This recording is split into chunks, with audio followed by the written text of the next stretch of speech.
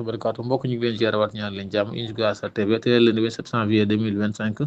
ñëw ci rendu hommage bi nga xam ne dañ koy defal kii di Serigne Khadim Gueye moom Serigne Mor Diarra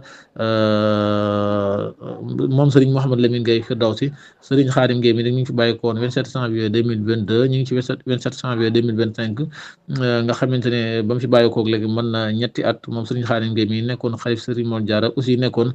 xalif Serigne Mouhamed Lamine Gueye Firdawsi ginnaaw ba nga xam ne kii di Serigne Maniang Gueye nelaw na mu wutu ko ci jal bi atum 2006 la woon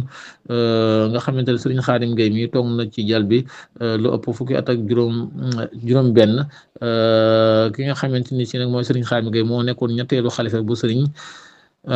xalifa bu Serigne Mouhamadou Lamine Gueye Firdawsi moom nag Serigne Khadim Gueye ki nga xam ne mooy ab xalifa nag mooy Serigne